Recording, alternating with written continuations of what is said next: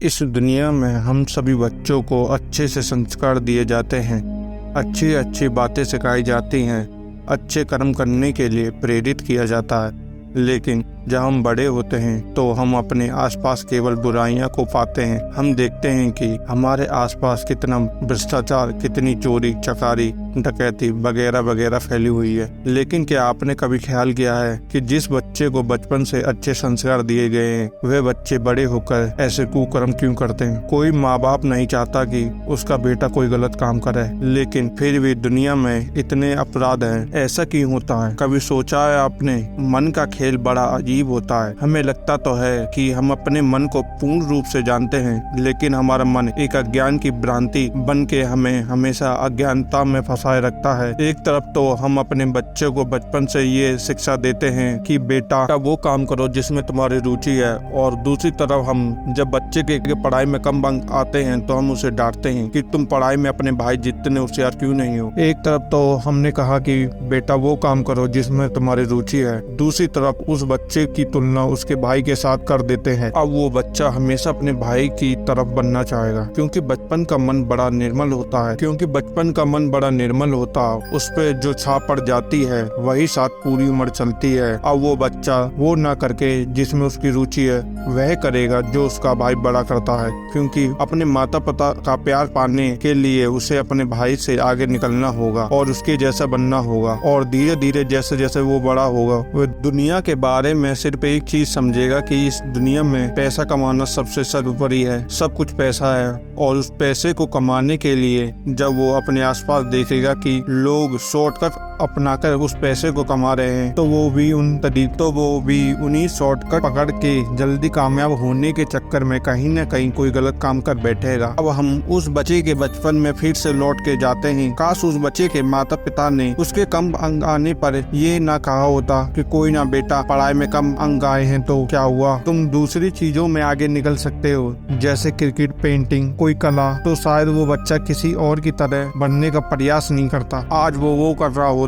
जो करना चाहता था। आज की कहानी जो मैं आपको सुनाने वाला हूँ उसमें आपको अपने मन की इतनी बारीकी चाल देखने को मिलेगी कि आप कभी नहीं देख पाते। आपको ये पता चलेगा कि हमारा मन कितनी बारीकी और कितनी छुपी हुई चाल भी चल सकता है। तो इससे पहले कि आप इस कहानी में खो जाएं, इस चैनल को सब्सक्राइब करें और चलिए कहानी शुरू करते हैं। रात के सन्नाटे में अचानक बच्चे की रोने की गूंज उठती है। आज एक छोटे से गाँव में एक नन्हे से बच्चे ने जन्म लिया है। बच्चे का भाग्य बहुत अच्छा है, उसने एक धनी परिवार में जन्म लिया है। ज्योतिषियों ने उस बच्चे की कुंडली देखकर बताया कि ये बच्चा बहुत भाग्यवान है, ये जीवन में या तो बहुत बड़ा सम्राट बनेगा या फिर ये कोई तपस्वी बनेगा। धीरे धीरे वो बच्चा अच्छी शिक्षा दीक्षा के साथ बड़ा होने लगा। बच्चा बड़ा होनहार था, उसमें हर चीज सीखने की क्षमता थी। लेकिन जैसे जैसे वो बड़ा होता गया उसे उसके माता पिता ने ज्योतिषियों की वो भविष्यवाणी बतानी शुरू कर दी। धीरे धीरे बच्चे के मन में ये बात बैठने लगी कि वो बड़ा होकर संत बनेगा, क्योंकि उसके परिवार के पास धन संपूर्ण मात्रा होने के कारण उसमें राजा बनने की कोई चेष्टा नहीं थी। इसलिए उसको लगने लगा कि मैं बहुत बड़ा संत बनूंगा। उसके माता पिता को ये सोचकर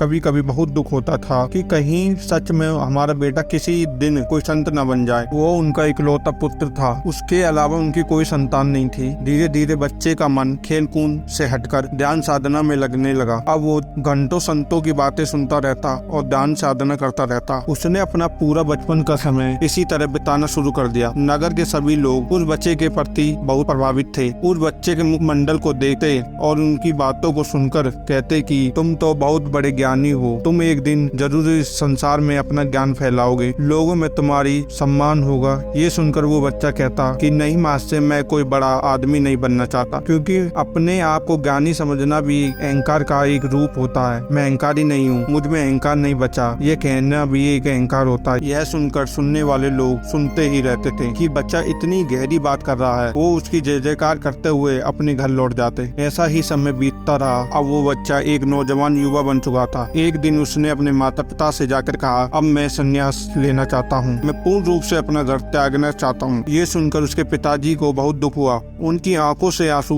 झरझर कर गिरने लगे। पीछे उसकी माता भी खड़ी थी और वो दौड़कर अपने बेटे में लिपट गई। लिपटते हुए रोने लगी कि बेटे, तुम अपने माता पिता को छोड़कर चले जाओगे। तुमने कुछ भी नहीं सोचा कि तुम्हारा माँ बाप और कैसे जिंदा रहेंगे। इस पर वो नौजवान युवक कहता है कि प्रिय माता, मैंने इस लोक कल्याण के लिए जन्म लिया है। मैं सबकी सेवा करना चाहता हूँ, सबको ज्ञान का मार्ग दिखाना चाहता हूँ। अगर मैं आपके पास रहता हूँ तो मैं इस संसार के लोगों से पूर्ण रूप से कभी नहीं मिल पाऊंगा। उसके माता पिता ने अपने कलेजे पे पत्थर रखकर अपने बेटे को बिच्छू बनाने के लिए दीक्षा दे दी। वो बच्चा अपना घर त्याग कर पास के एक संघ में रहने लग गया और ध्यान अभ्यास करने लग गया। धीरे धीरे लोगों में वो पहले से ही प्रसिद्ध था। इस बात को सुनकर कि वो बच्चा अब एक बिच्छू बन चुका है, तो लोग उसको और ज्यादा मानने लगे। रोज शाम को लोग उसका उपदेश सुनने के लिए उसके पास पहुंच जाया करते थे। सब कुछ तब तक सही चल रहा था जब तक उस नगर में एक विद्वान बिच्छू नहीं आया था। दूसरा बिच्छू बहुत ही अद्भुत था। वो अपनी बातों से कम लेकिन क्रियाओं से ज्यादा ज्ञान देता था, इसलिए उसकी बातें लोगों पर ज्यादा जोर करती थी। धीरे धीरे पूरे नगर में ये बात फैल गई कि नगर में एक बहुत ही अद्भुत बिच्छू आया है जो हमारे इस बिच्छू से भी ज्यादा विद्वान है। चलो उसके पास चलते हैं, उसका उपदेश सुनते हैं। ये बिच्छू तो हमारे अंदर कुछ बदल नहीं पाया, शायद वो बिच्छू बदल दे। और ये कहकर लोग सभी जो शाम को उस नौजवान बिच्छू के पास जाते थे उस बिच्छू के पास चले जाने लगे और धीरे धीरे इस नौजवान बिच्छू का उपदेश सुनने के लिए कोई भी नहीं बचा। इस बात से बिच्छू परेशान रहने लगा। अब उसके पास कोई भी नहीं आता था। वो अकेला बैठा रहता था और सोचता रहता था कि उस ऐसे बिच्छू के पास क्या है जो मेरे पास नहीं है। एक दिन ऐसा ही उसने निश्चय किया कि वो जाकर उसका उपदेश सुनेगा कि ऐसा वो क्या ज्ञान देता है कि लोग मेरे पास से उठकर उसके पास चले गए। ये सोचकर वो एक दिन उसका उपदेश सुनने के लिए पहुंच गया। उसका उपदेश उसे बहुत ज्यादा प्रभाव नहीं लगा और उसे लगा कि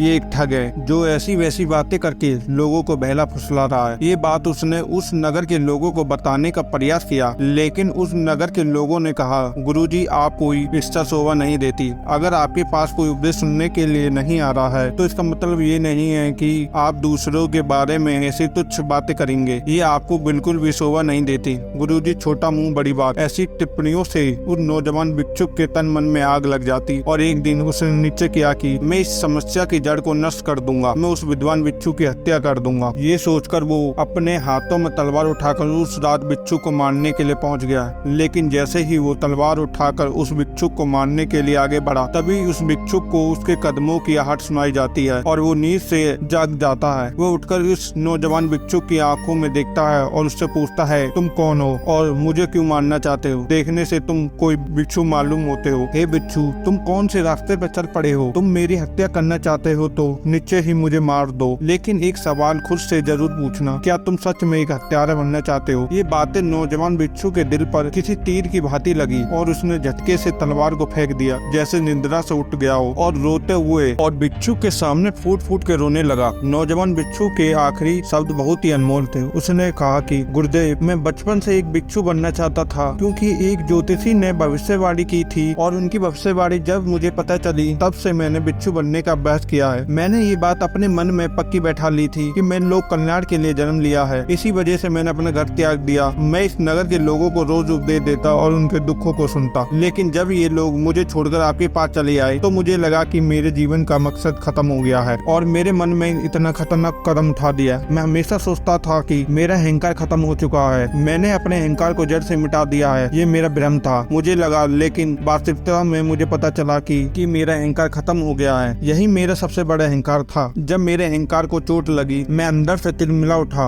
और मैं आपकी हत्या करने का क्रूर कदम उठाने तक मजबूर हो गया। हे गुरुदेव, मुझे माफ कर दो, मैं गलत रास्ते पर था। मेरी तो पूरी जिंदगी झूठ बनकर रह गई है। ये कहते हुए वो नौजवान युवक उस बिच्छू के पैरों में गिर पड़ा। उस बिच्छू ने उसे उठाकर कहा कि हमारे मन की चाल बहुत सूक्ष्म होती है। हम करना कुछ चाहते हैं लेकिन कर कुछ जाते हैं। इसी तरह अहंकार भी बहुत सूक्ष्म होता है। हम दूसरों से अच्छा है, ये भी एक सूक्ष्म अहंकार है। वास्तव में बिना अहंकार वाले आदमी को किसी से क्या मतलब? कोई अच्छा हो कोई बुरा हो, लोग आए जाएं, जिसमें मैं ही नहीं बचा, उसको इन सब बातों से क्या मतलब? इसलिए अपने मन की चाल को बहुत गहरे तल पर जाकर समझो। ऊपर से समझने से कुछ नहीं होगा। ऊपर तो सिर्फ हमारे विचार तैरते रहते हैं, लेकिन हमारे भीतर बहुत सारी क्रियाएं चल रही होती हैं जो ध्यान के द्वारा जान पाना संभव है। और ये कहकर उस बिच्छू ने उस नौजवान बिच्छू को उस रात दीक्षा दी। तो दोस्तों, आपको कैसी लगी? आप ये कहानी कमेंट सेक्शन में जरूर बताएं और अच्छी लगी हो तो चैनल को सब्सक्राइब करना मत भूलें। तो मिलते हैं हैं अगली वीडियो में। अपना ख्याल रखें।